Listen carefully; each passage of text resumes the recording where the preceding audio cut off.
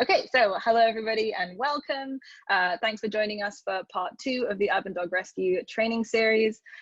This topic is all about separation, isolation and confinement. I am very excited to chat about this topic because it's probably been one of the questions I'm asked most about, and I've done lots of sessions with Muddy Paws, fosters and dogs post-adoption around these issues. Just so you guys have a bit of background about this kind of webinar, we provide free educational webinars for all of our rescue partners, so for the Muddy Paws community, to help sort of disseminate this important information about canine behavior and training to these amazing groups of dog lovers and guardians like yourselves who are so dedicated and wonderful and taking these dogs that really need the help. And I just want to give you guys the information that I've accrued over the last few years. So that's kind of what led to this. This is the second of 4. The first one we did was on how to set a dog up for success. I have some links in this that will link to it. So you guys will be sent the PDFs from this slideshow afterwards as well, which has lots of links, and you'll see a little bit more how that works as we go through. So let me chat to you a little bit about who we are. So we are Calm Canine Academy. We're a training and behavior company based in New York and London, and we serve our global community with digital dog training and behavior services. We also training partners with Muddy Paw Rescue. We practice under the mission modern training for every dog, and by that we mean using evidence-based ethical scientific behavior modification, adhering to LIMA, which stands for least intrusive minimally aversive, as is recommended by the American Society of Veterinary Behaviorists. And these guys they're the big wigs. They're sort of global leaders in the field, and I will link you to their page when I send you this PDF. I haven't put that in yet. Our team is led by me. I'm Karishma. Let me just silence that. There you go. I'm Karishma Warr. I have some qualifications down here that you can check out, but my general gig is that I've been working with sort of complex behavioral concerns in companion dogs in New York for the last 4 years professionally, and I'm continuing to develop my education constantly. So my most recent sort of qualification that I'll be getting, you'll see down here, in 2021, I'm going to become a certified separation anxiety teacher. So it's very relevant to this to this particular course. And you guys know that I have spent a lot of time devoting myself to getting to really understand these issues. So I'm so excited to talk to you guys about it because I get so many questions and everyone always wants to know more. So this is why we did this. Okay, so our first topic, well, our topic today is separation and isolation. It's aimed to relay the necessary concepts you need to understand to ease a decompressing dog. So it is focused at fosters and recent rescues, or dogs that are coming out of difficult situations and chronic stress states. How to ease them into being left alone and avoid separation and isolation issues from developing. And we do talk about how to handle separation and isolation issues when we see them present. Obviously, taking you guys through a full separation anxiety training plan is slightly outside the scope of this 1 hour. Obviously, I could talk about this for ages, and in the PDFs, I link you to so many more pieces of information. So I want you guys to go and explore and learn. But the main thing I want you to get from this hour is an overview from a scientific, ethical training background, what we kind of think about this condition, what we know about these conditions, and how we can best set our dogs up for success. And then I want you guys I've given lots of sort of other tutorials in here that you can kind of link to and explore more if you're interested in more areas. So this is really meant to be a bouncing off point for you guys, and in no way is this intended to be a thorough investigation into separation and isolation training. It's a really big topic. But I do want to be able to dispel some common myths, go over some sort of really important concepts, and get you guys understanding how we approach this in 2020 as ethical science-based trainers. So that's kind of our goal for today. But I want to make very clear that this is a really complicated issue. So I am going to be giving you high-level overviews as much as possible. So we'll start off by just like talking about what separation-related anxiety even is, because it is such a common concern with people who adopt dogs. They were concerned about the development of separation anxiety. It's a very hot topic given today's current situation with the lock-ins and lack of movement, lack of people leaving the houses, lack of structure and routine. And it's a very big topic in fosters who are often taking in dogs for short periods of time, who are very stressed and questions about how to best handle that sort of a situation in which it's not at all ideal often come up in my consultations. So I wanted to just quickly go over this, what is separation related anxiety, and talk about what you might see with dogs that have separation related anxiety. Note that I say related anxiety, not separation anxiety, because it is a clinical term and only a vet can diagnose separation anxiety. So I usually just say it's related anxiety related to separation, just because I don't want to step on toes and diagnose things I'm not really qualified to diagnose.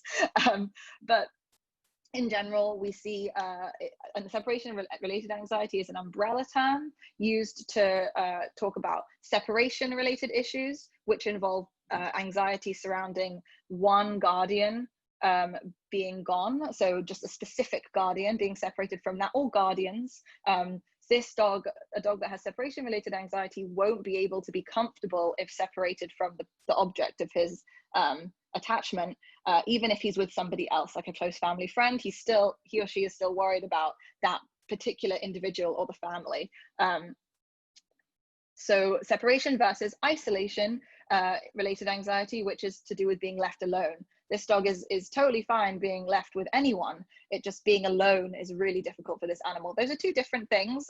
We still use the term separation related anxiety to explain them or to talk about them, but just be aware that we do make that delineation. And when you're looking at dogs, I want you guys to be thinking, which one is it? It's very often isolation distress or isolation related anxiety, and often to do with the crates as well. And we'll talk more about that in a bit. But it's usually, I often get questions like, is this normal, a normal amount of stress? Is it normal for them to be like this? And usually I say that when we're seeing any of these behaviors, escape attempts like chewing through blinds, breaking through crates, digging, attempts to kind of run out the crate at the last minute before being shut in, hyperactivity. So if the dog is left outside of a crate, we'll see pacing, sometimes just like intense staring and panting, fixating on the doorway, difficulty settling down and relaxing. Vocalizations are often a chief complaint amongst people who have dogs with separation related anxiety, because in the city it gets us in trouble, right? It means we get calls from managers, and that can be really distressing for guardians. Sometimes this is so severe that we see self-harming. Sometimes that's through trying to escape, and we see, teeth being broken, nails being damaged, and sometimes it's through repetitive self-soothing behaviors like licking or rubbing, which we often see as coping strategies. 1 second, I'm just going to give my camera a chance to catch up with me. It's a little bit laggy. Apologies for that if it's a little bit lagging for you guys. We also see depression in some dogs, just a cessation of behavior. And in other cases, we see destruction. So damage to the house and property, destruction of furniture, doorways, etc. I'm going to pause my video because it is lagging significantly and it's very distracting for me. So these are the kind of big things that we tend to see. Separation anxiety is a fear response that occurs in dogs when they're separated from a specific person, animal, or left alone.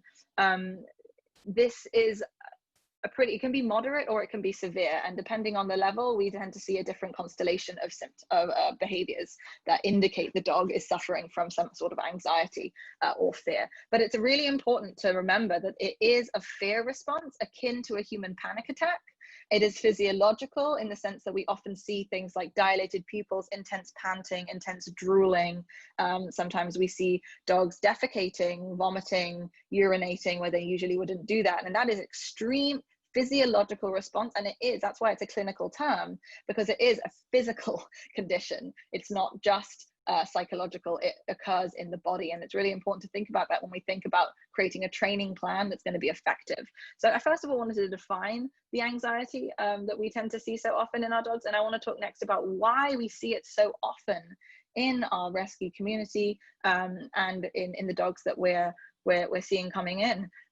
So there are a few different elements here that I wanted to talk about. One is a learning history. So dogs often associate being left with extreme distress, usually because dogs that come through the rescue system have been left before by significantly important people in their lives, and the literal physical cues of someone leaving have become triggering and due to past trauma. Much like in humans, they really don't act much differently in terms of their neurology and their psychology. So they will literally become sensitized to things like the crate, things like people walking away. And that's why we tend to see those Velcro dogs that follow people around all the time, because the act of watching someone walk away, walking through a door, is very distressing and becomes a cue for them to follow, to stay near, to avoid that distress, to avoid that feeling of discomfort. So next says multiple rehoming events. Studies are showing us that with every rehoming event, a dog is becoming more and more likely to develop separation related anxiety. And often we have dogs coming into our care who are going in sort of fifth or sixth place that they've been, and often during critical periods in their development, so early puppyhood and adolescence. So it's not surprising that we're seeing these sorts of things occurring. We also tend to see a lack of socialization and training to crate training, confinement training, and just separation training in general. They just don't tend to get that in early life, so they come to us a little bit later and they're really struggling. So there are lots of different reasons. For more of a conversation about chronic stress and how it impacts behavior, just look to the part one of this series, the Set Up for Success episode. I've linked it in the PDF, so you guys, if you missed it, you can go back and watch it, but it goes into how stress stacks and how it affects behavior in our dogs. So hopefully that should explain it. I'm gonna see if my camera will work again. Should we see if it's working? It would be nice to be able to see you guys. Oh yeah, it is. Hello. Hi, everyone. Okay, so we're seeing a kind of stacking of things that can lead to dogs who come out of rescue systems and who go into foster and adoptive homes that maybe make them a little bit more sensitive to being separated, confined, or isolated. It's not unusual. It is just a literal response to the input that dog has experienced in their lives. And it's why it's becoming more of a commonly known thing, because we're rescuing a lot, and not just that, it's like we're just like keeping dogs a lot more, and we're seeing it like more of these issues kind of become more in the forefront of our conversation. So the next step, after talking about why this is a little bit why we're seeing so much of this issue, I want to talk about how we don't deal with it, and how I would recommend, what I would try to recommend avoiding if possible, and that is flooding. And another sort of way that I think about this is they'll just get used to it, that kind of training perspective, or that method. Flooding just basically means prolonged exposure therapy, right? So just like putting the animal in the crate and then closing it and leaving would be flooding, probably. And for some dogs, they'll be totally fine with that. And I always recommend, do check with your dog. You know, this is like, if you have a foster dog or a newly adopted dog and they go in the crate and lay down, they're totally happy in there, you don't really have to worry too much about this stuff. But for some dogs that are finding it really difficult, flooding is often ineffective and very unpleasant for the animal. More importantly than an ethical debate, though, is the practicality. Is it going to be effective? And the answer there is just no. Flooding is proven to cause, in some cases, not all, sensitization to the stimulus. And in this case, the stimulus is separation and isolation. So in some cases, not all cases, just putting the animal in the crate and hoping that they get used to it without acclimation, without giving them a structure, without building positive associations and giving them choice, it's actually going to be very detrimental for that animal in the long run, and for you in the long run. Whether you're an adopter or a foster, that's not really what you want to have on your hands. And I think this is an important thing to realize, is that if we do that straight away, the dog can actually just get a little bit more sensitized. So flooding is probably not going to be effective. Punishment is also not going to be effective. Punishment means an aversive stimulus that decreases the unwanted behavior. So, for example, a bark collar is a commonly used traditional method to help a dog with separation anxiety stop barking, which is the primary complaint, right? The primary complaint is, I want the dog to stop barking and stop chewing my stuff, which is totally reasonable. And this is a really distressing thing to have when you have a dog with separation related issues. It can be very difficult to handle. So I completely understand. We're just like, we need it to stop. It needs to stop now. And I understand why people do go for that. However, it's not actually going to fix the problem, and that's really my main reason for not using these tools, is that although it might suppress the behavior, meaning the dog is too afraid of getting an aversive, maybe a shock, or an aversive noise, electrical stimulation, an aversive noise, or an aversive smell is usually what these do. They detect when the dog is making noise, and then they will provide an aversive, a very well-timed aversive, to stop the animal from doing the thing that they don't want it to do. The problem, big problem here, is that it's not addressing the underlying fear. It's just suppressing the behavior, kind of like whack-a-mole. We're just pushing it back down. What we tend to find is that the minute that bark collar is not on them, the behavior comes back, and it comes back much worse. Additionally, adding more pain, stress, and fear is potentially making this much worse in the long run, and adding a lot more gas to a fire. Like a lot of stress, a lot of fear, a lot of pain being added in to an already stressed and scared animal and stressed animal. And what we tend to find in these moments is the behavior might be suppressed, like they won't bark and whine, but the foster comes back and the crate is bent. The dog's nose is a little bit pink.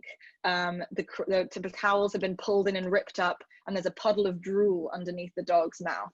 The dog didn't bark, but I don't think the dog was comfortable. It did not address the issue. So we've kind of done like what we shouldn't do. Like the more traditional methods, they're not going to work. The flooding is probably not going to work, or in some cases it's going to be really not effective and actually detrimental.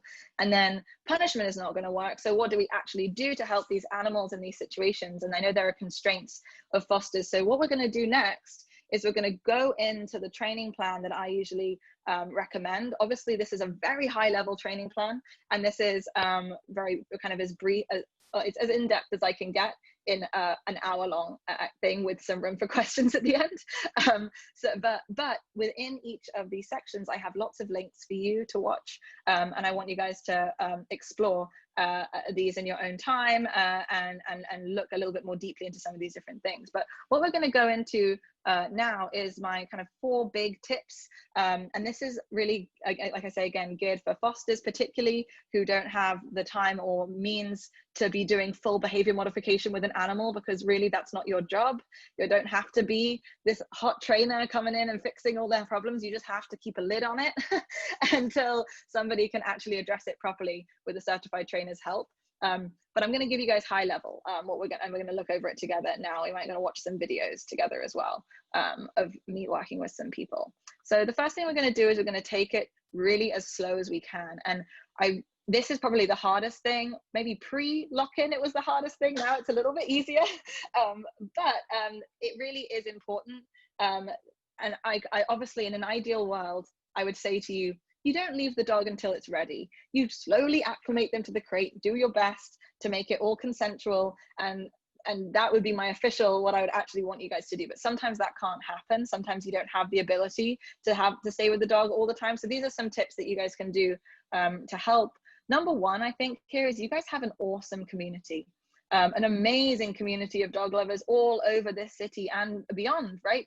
And I would love to see if you guys are interested in this, trying to set up some sort of system by which you can help each other when there are new fosters. If you need someone to pop over for a few hours just to watch them in the first week when you have them. I'm not sure if it was something you guys are interested in. Maybe when you finish this webinar, you'll be a little bit more, maybe you think it would be a good idea. It's up to you guys. But I do think it's a really good opportunity because you have this amazing group of people who are so dedicated and have great education about this as well. So could really make a lot of important change for these animals. But in general, I try to say at least 1 week where you don't leave that dog alone, so that you have 1 week to work on these skills. That will avoid flooding and sensitizing, right?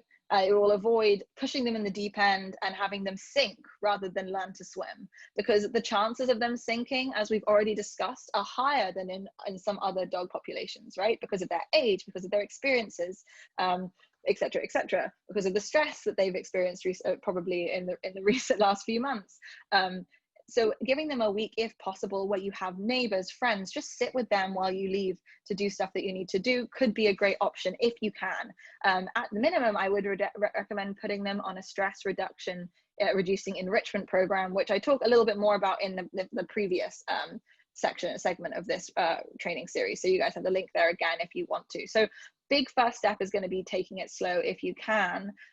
Use this first week to work on the other 3 things that I'm going to recommend. And that way you have a bit of time to work on this stuff before you leave them alone. And this way, if you can prioritize finding company for a new dog just for the first week, we really set them up for success, and we set you guys up for success as well, because we give you time to do some emergency behavior training to get them more comfortable with that, because that's what it is. It's emergency behavior training, right? So number 1, if you can, take it slow. Number 2, encourage independence. So what that means, if the dog is happy in the crate, by all means use the crate. Lots of dogs are absolutely fine and it's not super difficult for them, and in that case I think it's totally okay for you to have them going in and being confined in there. But if you can, rather than starting immediately by isolating them in the crate, try to ease the new foster or rescue into separation by working through some of the exercises I'm going to show you guys, or link you to later on in the presentation, before we put them in the crate. So we might use gates, playpens, and tethers for dogs that are very crate averse, to start to ease them into separation, confinement, isolation, without throwing them in a crate and leaving all at once. So we think about it like putting them in the crate and leaving is the deep end. It's the deepest. And we're going to start off in the baby pool, just putting their toes in, getting them wet, teaching them that this stuff is not as scary and threatening as they perceive it to be. And because lots of dogs are already averse to crates, because of learning experiences, using these alternate methods can be a great way to introduce it in a slightly less triggering way. I also like to pair all isolation, confinement, and separation, even small degrees like tethering or being behind a baby gate, with high value food, toys, and enrichment. So in the last episode, I talked a lot about indoor enrichment, how we can use therapeutic low arousal enrichment to decrease stress in decompressing dogs. You can pair all of this with being on a tether, being in the crate, being in a pen, and I'm going to show you some videos in a second of me on how we do this with some dogs in our care. And while they're doing this, say they're on the tether, you can slowly introduce small degrees of isolation, teaching that Velcro dog to be a little bit less Velcro-y, right? Teaching them not to follow you around everywhere you go.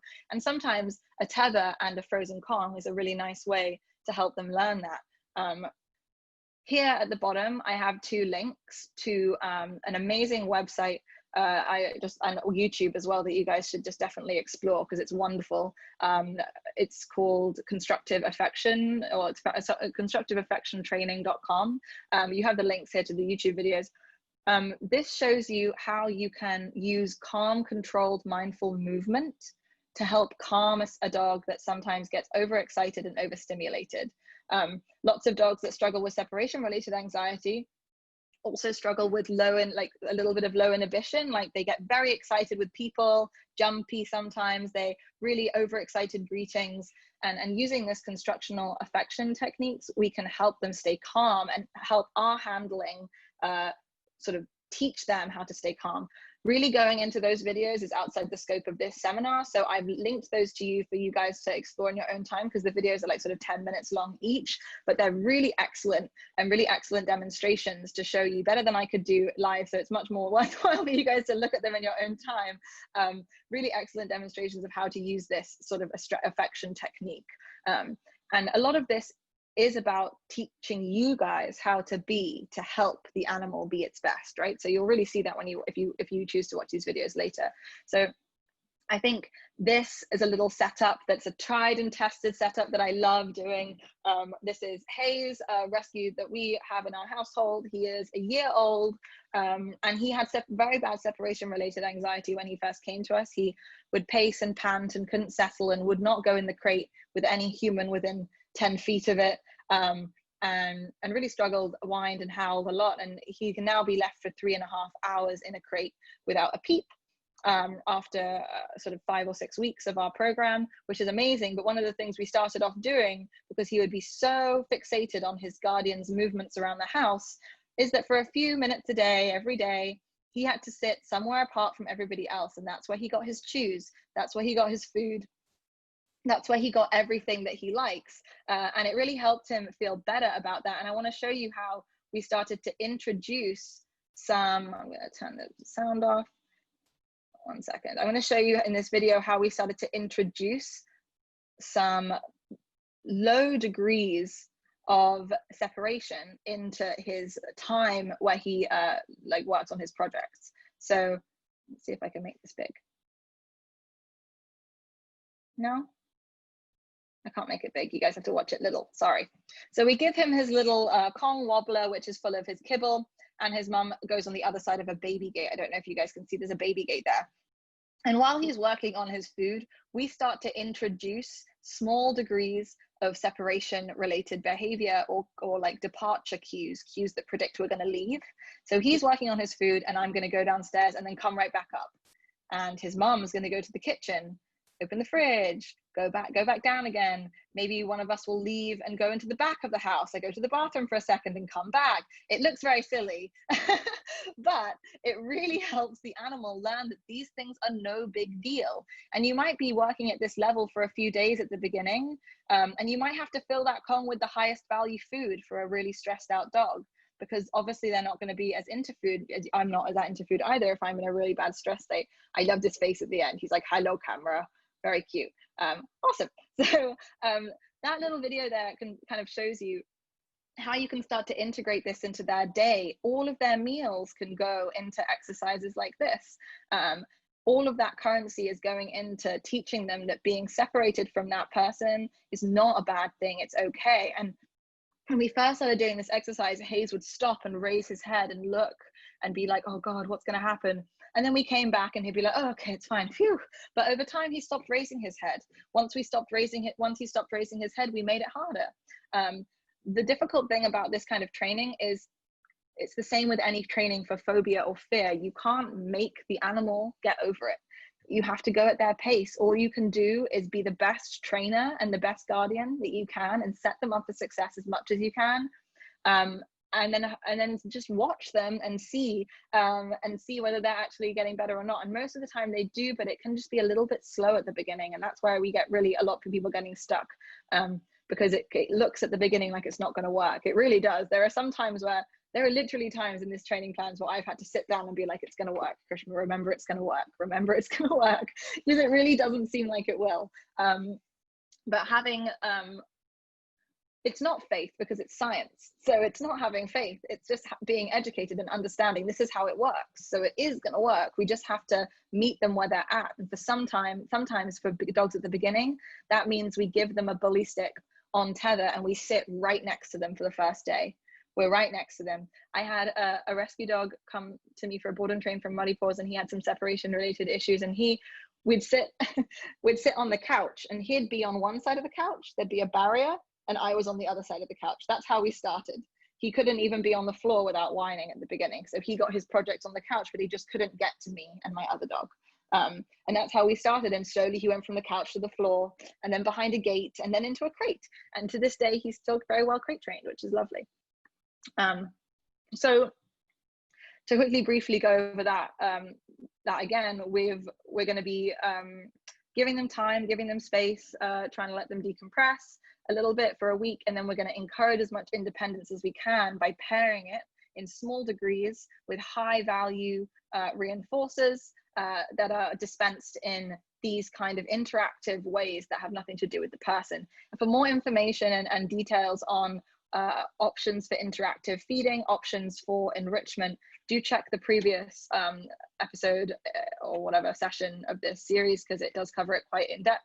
And you can also reach out to us for our indoor enrichment PDF, which we give out for free for anyone who wants it, which goes over a lot of products that we really like, and as well like free enrichment ideas that we like, and like links you to lots of good information. So reach out to us if you'd like that. Or maybe I'll just put it in here. But we're going to encourage independence. Oh, hello, that was fun.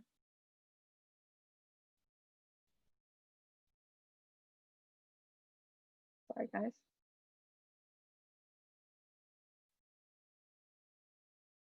Whenever I play something, it gets all confused. Okay, here we are. All right, so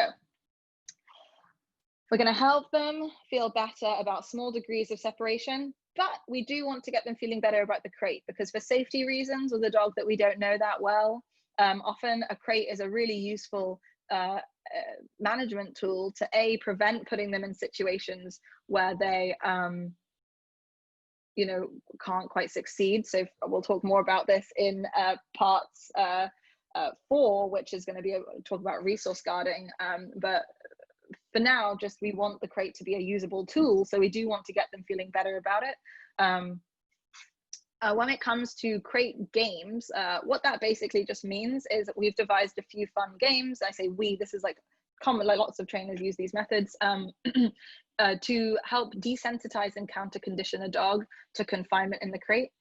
We do that by teaching them an alternate behavior. We teach them to go in and lay down voluntarily. We teach them to do it on a cue. The cue is usually just pointing into the crate. I don't really care if you say kennel and the dog runs from 10 feet away and puts himself in the kennel. I don't care. I just want you to be able to say go in and have the dog go in without it being stressful or something that involves force or intimidation.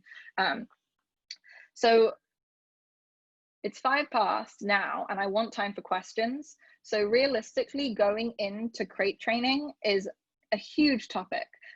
Something that I could literally spend hours and hours talking about.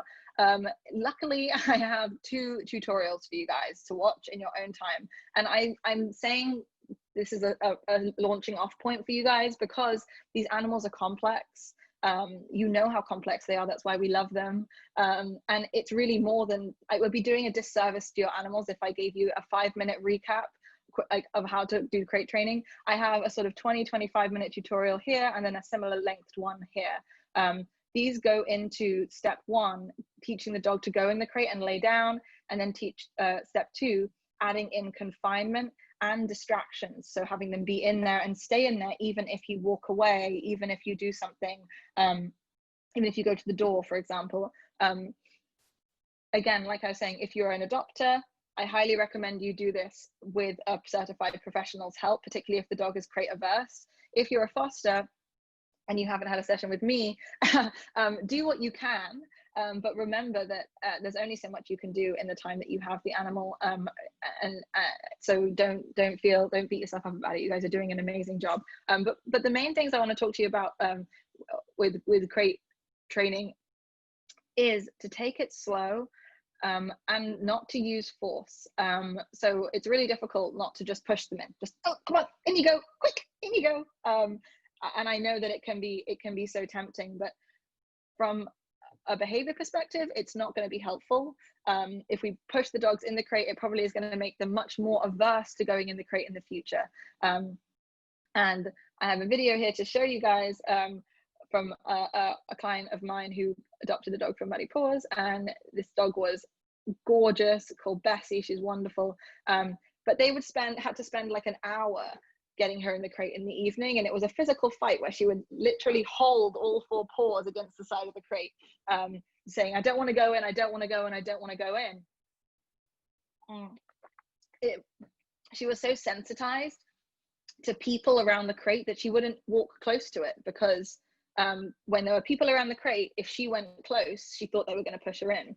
So after those instances of flooding, her dads were like amazing. They stepped up. They were like, we're going to do this consensually. And they worked for about 2 weeks, getting her at a very low level, the sort of level that you'll see in step 1 of this exercise, where we're really just tossing food in, tossing food out. For some dogs, we're just feeding them near the crate. But I just wanted to show you guys, this is a little inspiration, an end goal, an end point here. So like what it looks like at the end when you finish this kind of training with an animal. I will, if I can get it to play.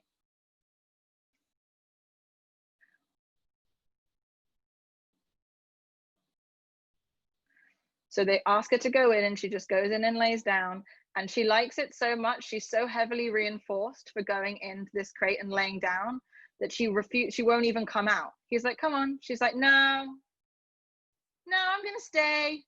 She's like, no, I'm gonna stay here. I like it in the crate, because she's so used to getting food in the crate. And I just thought this video was so funny, because they first came to me like I think a month ago or so, because they couldn't get the dog to go in the crate. And I'm like, well, no, you can't get the dog to come out the crate. But what this really shows is the power of scientific behavior modification. Bessie is like, good stuff happens in here. I'm not getting out of here. And she would never have gone anywhere near the crate before. He literally has to throw food out to show her it's more reinforcing to be outside. You should get out. She's like, are you sure? Are you sure? She thinks about it. So I just wanted to show you guys how powerful this stuff is, because when it's done well, it really is quite amazing to see the difference that an animal can have and the difference that it can make just in this short time. And she goes in again right on cue there. So it's just, I thought it was a really lovely video. It made me feel so good watching them being so successful with Bessie. And I just know it's possible for all of these dogs. The crate games that that I go into in the videos that I've sent you are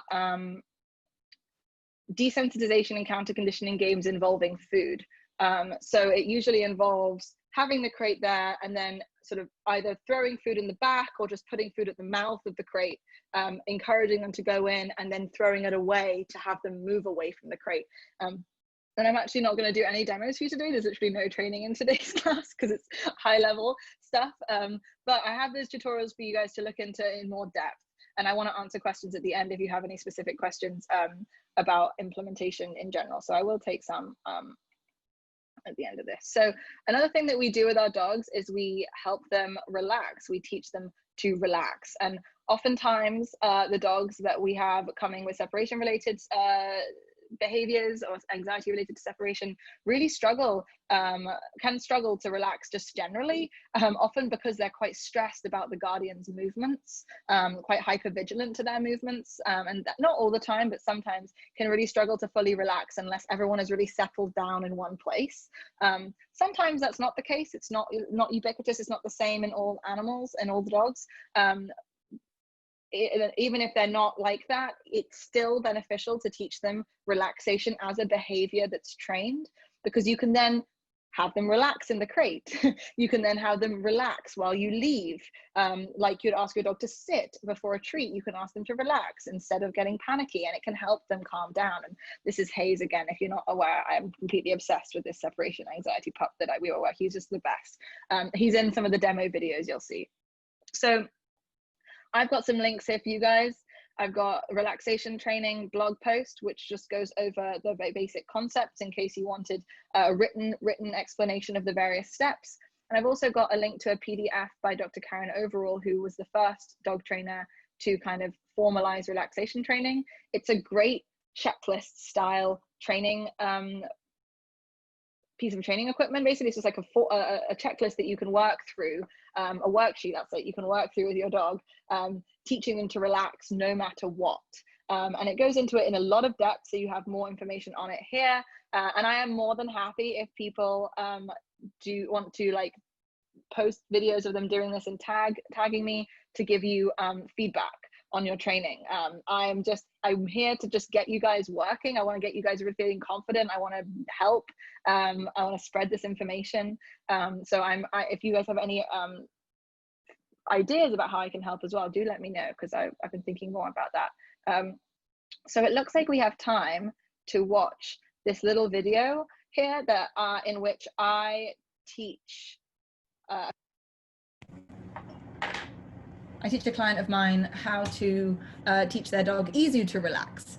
So I'm going to play it, and I'm hoping that you guys can hear it. If you guys can hear it, just give me a thumbs up so that I know that it's working, or just put in the chat if it's not working, so I can stop, and then you can watch it in your own time. But I just want to see if it does work, because it's a good video. Why does this not work? It's so annoying. There you go. Okay.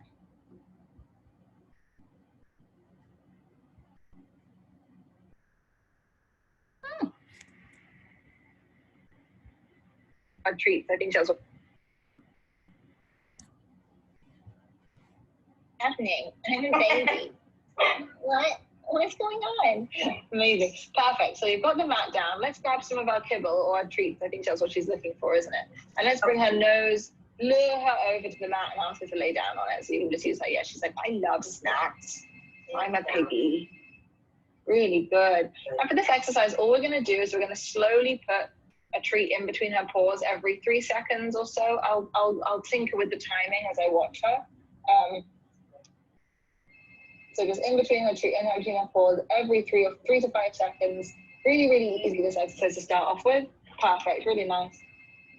And we're just teaching her that when the mat comes down, you should lay down on the mat. That's the first step. And we're going to add a little bit more difficulty in a minute, but I just want to show you the first step, which is mat conditioning. So the mat goes down, she lays down on the mat, we feed her on the mat. We might notice as we feed her a little bit of a relaxing, a softening of her body. Her weight might shift down a little bit. She might be, at the beginning, she's probably quite low. She just shifted her hip over to the side. That was lovely. That's a sign of her settling down a little bit. And I see her continuing to shift over. So these are really good signs. And over the next minute or so, can you start to stretch how many seconds there are in between treats? So right now it's between 1 and 5, but maybe every 2 to 3 repetitions, you can wait a few seconds longer. And make sure we're doing it very slowly. Really nice. Awesome. And let's take a deep breath for you, because you look really tense. We're relaxing. It's fine. You don't need to. I always try to have like a straight back. My mom always tells me I'm slouching. It's because you're concentrating. I do the exact same thing. When I'm learning a new skill, I'm the exact same. But part of this exercise is learning for us to be relaxed as well while we're doing it. So you're not alone there. Don't worry. We've all been there. I watch myself back on film all the time, and I'm like, Karishma, breathe. Why are you not breathing? So that's great. Really nice. And we're starting to see her body language is shifting down a little bit. Yours is too, which is nice. You're both relaxing together a little bit, which is great. And you're perfect. Thank you, my love. And she even stayed down during that distraction, which is a wonderful sign. So I think at this point, can you try and shift up to put your butt on is there like a little futon behind you or a little chair next to you? We're going to see if she can stay on her mat while you sit up on the chair. Perfect, lovely. And she still gets a treat every few seconds for staying on her mat. And realistically, all that we really have to do in this exercise, because she's already quite good at it, is stretch how many seconds we're having her laying on this mat for while in the home. So you might see she's getting a little frustrated now. She's like, hey, why are you taking so long? So let's speed up a tiny little bit, because the most difficult thing about this exercise is not making it too hard, because we don't want it to be a down state. It's relaxation, which needs to be relaxed. So you're doing a really great job though of like raising the difficulty, but not too much. So some tips for raising difficulty with duration on the mat. One is like throwing in easy ones regularly. So maybe I'll do 6 seconds or 7 seconds, which is quite high, but then I'll throw in a 1 second or a 2 second immediately afterwards. That can be a nice way to minimize frustration. Another thing you can start doing with Easy now, because she's already doing so good, is start a time when you're giving her treats for when she kind of looks away or rests her chin. And I am going to make a small adjustment and ask her to place that treat down rather than throw it, because I'm seeing her getting excited by the treat being thrown. She's like, oh, she's going to throw the treat.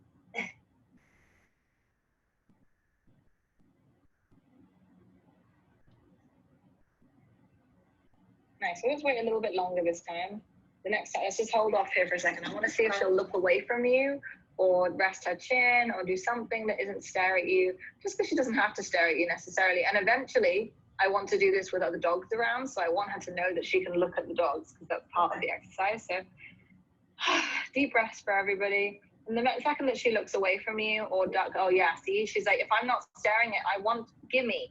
So this is why I'm waiting for her to look away, because I don't want her to feel like she's making the food happen by staring at you. I want her to know that she can look around and that she can just, yes, perfect, good. And now she gets the treat. Lovely, good job. And let's bend down and place it on the floor for her just at the beginning while she's still learning to relax. So, because I think sometimes the throwing it is a little bit exciting. So if we can kind of reach over or place it down. Yeah, you can sit down there if it's easier for her, or for you, sorry. I just want to add some more duration here. So let's see if we can wait for another look away, another kind of calm disengagement, just so that she's not so hyper-fixated, because part of this exercise is teaching the dog not to fixate while they're relaxing. And I think this is the part she's going to struggle with, because she finds it difficult sometimes to look away from something she wants. Lovely, really nice timing there. Gorgeous. This is lovely. And this is another thing you can do with her when she's getting too nippy, right? When she's getting too hyper aroused, you can bring this out and help her self-soothe and say, no, I don't want you to do that right now. Can we just relax and calm down? That's really what's appropriate. Perfect. Lovely. And over time, you're going to be able to stretch this. I have dogs now that can go down on mats and they'll just infinitely lay. Like we've built up 15 minutes, you know, really, really, really over months and months built up. And extremely, she's so cute. Where'd it go? Where'd it go? Built up a really strong behavior. I think she'll do it by herself. She's clever. Oh, look, just flute. Flute, good job. Really good kid. Lovely. Nice. And then let's throw one away off the mat so that she can be released. And then we'll pick that mat up. She's like, I'll stretch and get it, lazy. The idea is that when she gets up, the mat gets up. So whenever this mat is down, our whole focus is she should be on the mat. She should be relaxing on the mat. Oof, that was long. Sorry, I didn't realize it was that long. Quite informative though, I thought. So although relaxation training might not seem like a whole much, it doesn't really seem like it's that big a deal. It can actually be, sorry guys, 1 second. Let me just get my headphones back in. Okay, so although relaxation training is not the most exciting form of dog training, we often call it the least sexy dog training exercise that you can do, the one least likely to be made into a hit television show, but really, really, really important to teach our dogs to learn how to relax, to learn how to be calm and do nothing.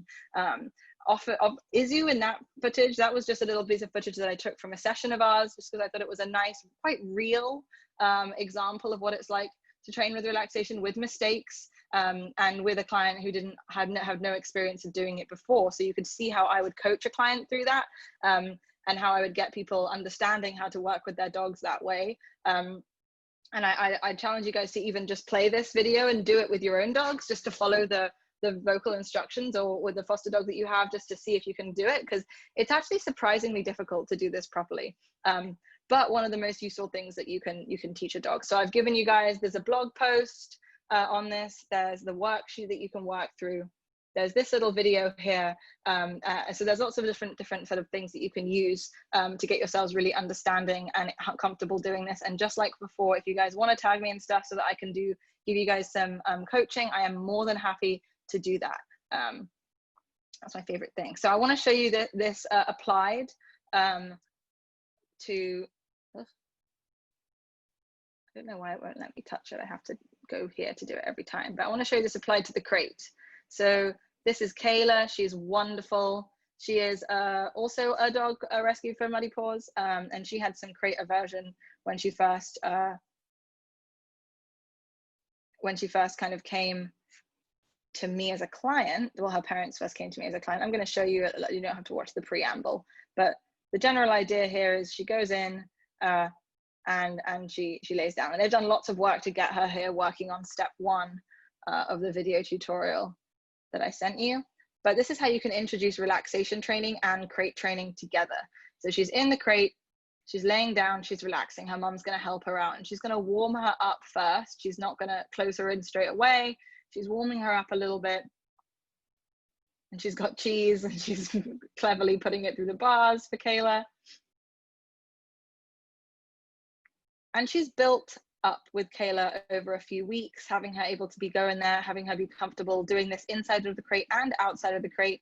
And Kayla's also been working on tethering, as well as a low arousal and decompressing enrichment plan. So this is kind of, you're seeing it all kind of come together here with a real dog, what it really looks like when it's all applied.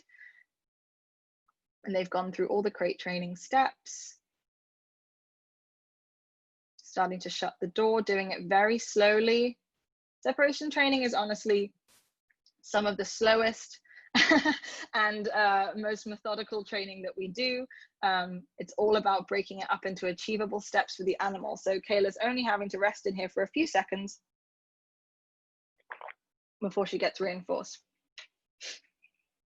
And this would not have been something she could have done before.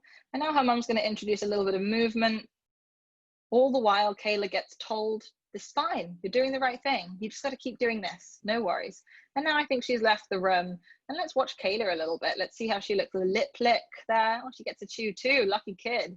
So she's getting all of her good things in the crate too, and a piece of cheese. So this crate really doubling down on this crate right now. But we're seeing some signs of nervousness from Kayla here. Her ears are going back. She's licking. She licked her lip. I'm seeing a little bit of that kind of like cessation depression that I was talking about, not really doing much, just waiting, a little bit nervous. I think she does rest her chin though. She does a really great job here of keeping Kayla not too stressed while doing this exercise. But you can see that she's a little bit worried. So she's working her at quite a high level, and some more lip licks there. But you see how she's coming back and giving her reinforcers every few minutes. And she does this a few times throughout the day to teach Kayla that it's okay. And she's extending the amount of time in between her, when she sort of extending the amount of time in between leaving, so that she's extending the duration that Kayla is alone in the room without her being there. And Kayla does a big stretch. She kind of tries to lean her head down. So we're really seeing her kind of in between stress and calm here. And this is often what it looks like a little bit sometimes. They're a little bit stressed, but handling it. And I hope you guys, if you can pick up on some of these low-level stress signs, lip licks, the shortened mouth, the ears coming back a little bit nervous, this dog, and looking up a little bit, whale eye, slightly nervous. Very sweet though. And this is the general idea. Like I said before, least sexy training. It's not like a very exciting thing to watch. It's also not really a very exciting thing to do, but it works. It requires patience, which is why we can often get stuck at the beginning, because we don't break it up into small enough steps at the beginning for our dogs. So there are some times where you've done all of this stuff and you're trying really hard, or the circumstances are out of your control, like you're a foster with a dog that's in a really difficult way and you can't be with them all the time, for example. I wanted to talk a little bit here about what we do in those situations. The first thing I always remind myself to do is to have patience and compassion for the animal. There's lots of misinformation out there that will tell you that the dog is doing it to spite you, the dog is being willfully disobedient, the dog is just destructive. But most of the time, and sometimes dogs are just destructive and it's not anxiety related, but lots of the time it is anxiety related. And those low-level stress signs, such as Kayla's lip licks and her nervous glances upwards, and oftentimes those are not quite read. The important thing to remember here is that lots of these dogs are really struggling with a clinical physical issue that's pushing their body into a genuine panic state. So I just think it's really important, just given how much information there is out there that says the otherwise, we shouldn't blame our dogs for behaving this way, and we should just try and take a deep breath and understand now this is the information that we have on these behaviors, on this condition. This is how we know we fix it or we treat it or we help them learn new behaviors. So just remembering that. The second thing would be to speak to a veterinary behaviorist if possible.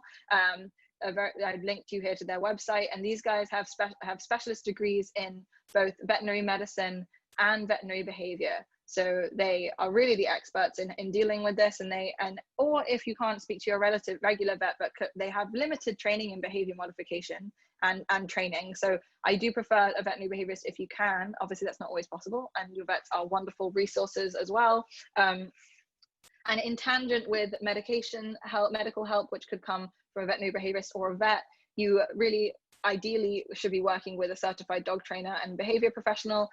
We are often likened to talk therapists, and just like with people, medication without training doesn't work. You need to have behavior modification to teach the animal new ways to cope with their stress while their stress is reduced by the medication.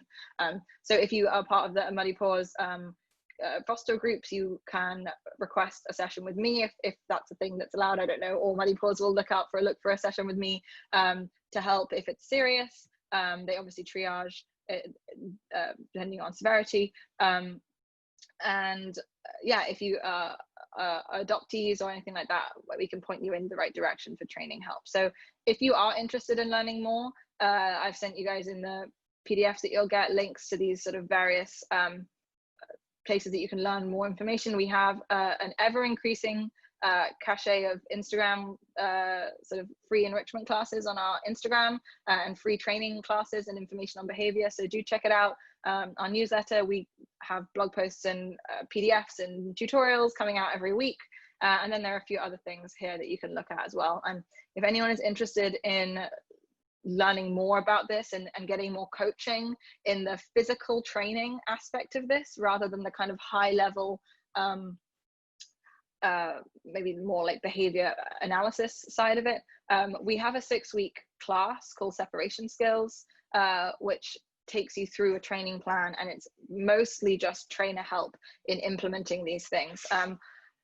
And you guys do get discounts if you wanted to, but I'm trying to just make as much free stuff as possible so that everyone can learn as much of this, about as much of this as they can, without it having to cost anything, because that is the goal. So I'm going to start my sharing my screen, and I just want to take some questions from people. So if you guys, oh my God, you fostered Easy, Mike. Holy moly, that's so cute. Sorry, I got distracted. If you guys have any questions, just feel free to put them in the chat now. We'll probably do that over live questions. I mean, we could ask live questions. Let me see. If you want to ask a live question, you can just raise your hand, or you can put them in the chat if you have any specific questions. I can't believe, Mike, you fostered Easy. That's so cute. Oh, he's doing so well. He's the best. What if the foster doesn't care at all about food? That's a really good question. And that makes our life as a trainer really, really difficult. If the foster doesn't care about food at all, meaning it won't eat full stop, there's a bigger problem. If the foster isn't eating full stop, we don't have much of a chance with behavior modification until we get that appetite up. So if the dog is not eating because of sort of stress, veterinary intervention is required. Just like with a human, if a human was not eating, that would be a really big problem. If the foster is not motivated by food, we have other options. You can try to use toys to condition to separation.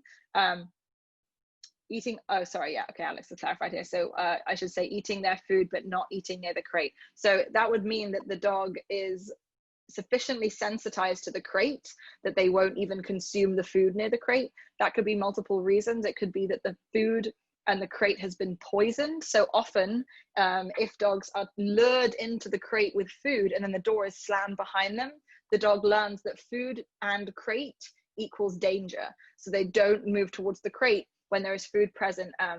I've had a few dogs. Bessie, the dog that you saw in the video of her not leaving the crate, was an example of this. She wouldn't go anywhere near the crate.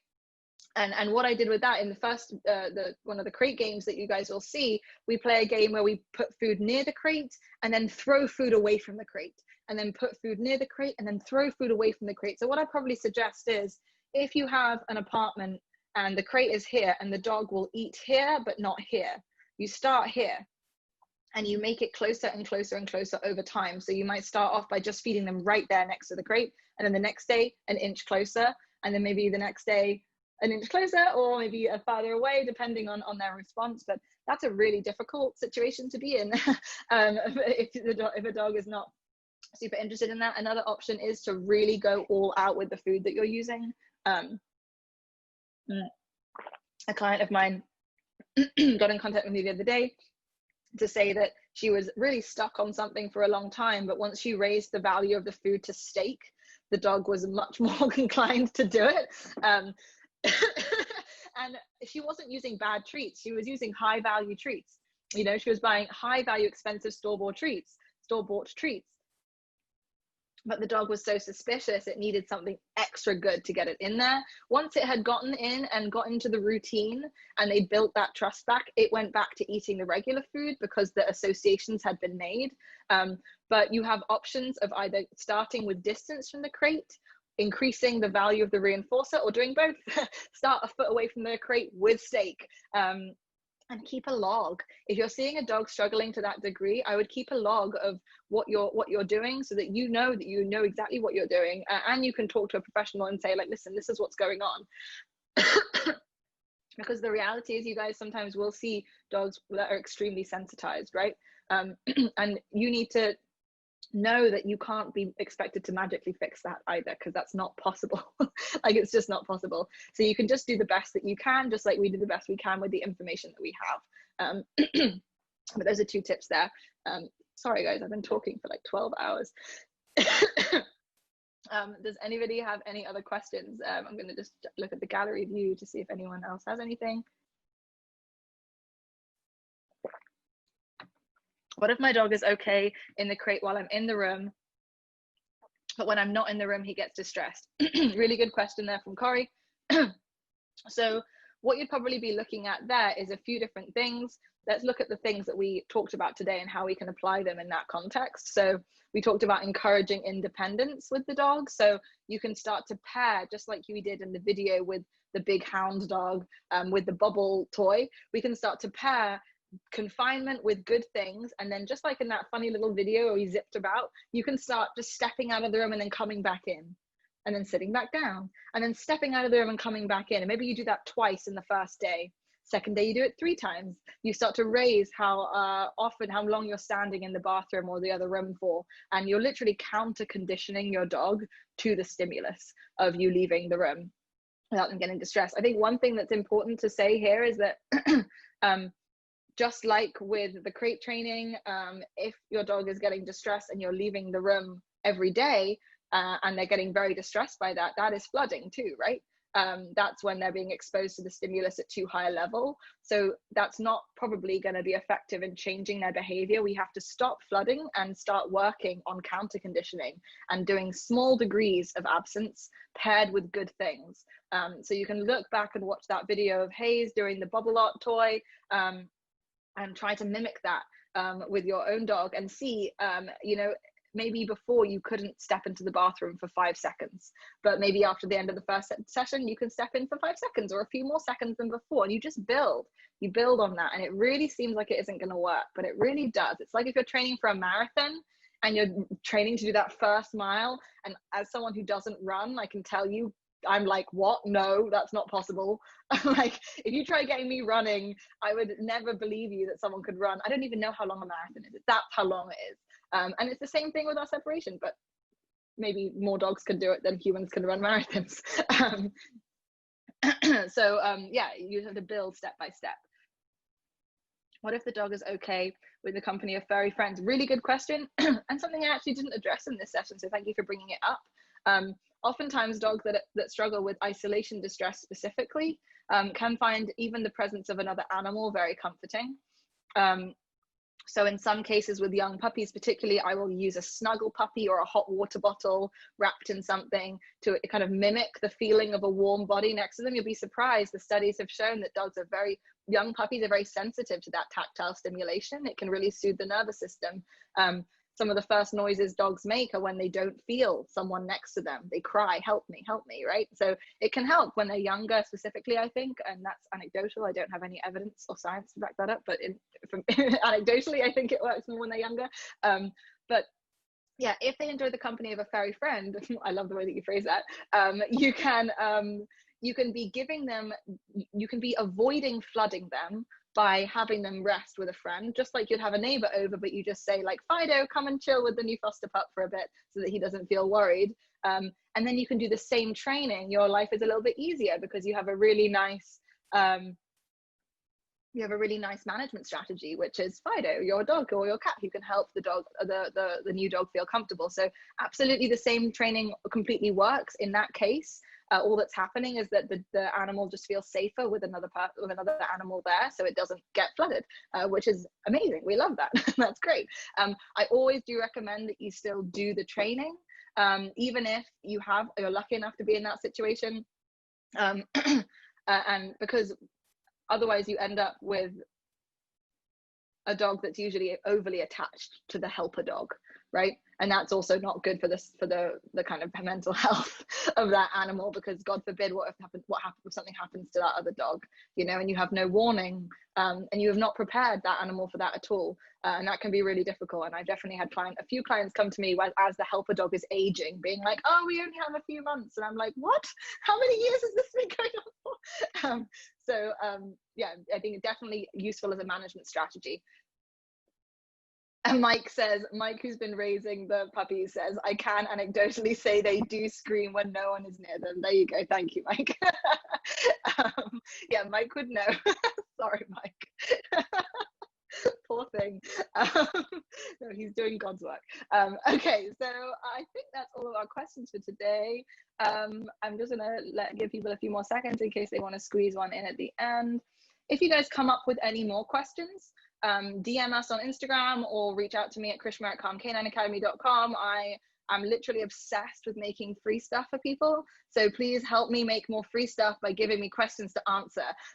It really makes me happy. So I really want to keep doing it. And your questions are really helpful to me because I don't know what people know and don't know. I'm like literally obsessed with this stuff. So I know lots. And sometimes I'm like, do you need to know what side is the front and the back? I don't know. Like, you know, I'm like, this is the front, tell me this is the back. But most people actually like give me the best, thank you, Corey.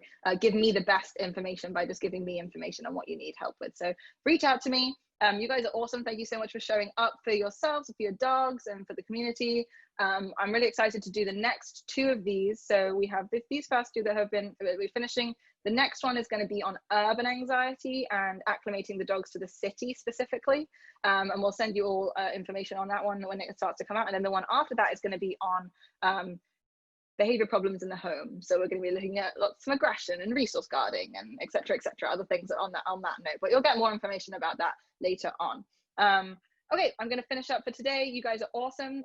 Stay safe out there. Give all your puppies a big kiss from me because I can't. And I'll hopefully see you guys around the internet and then hopefully at the next session. Awesome to see you all. Have a lovely evening. Bye.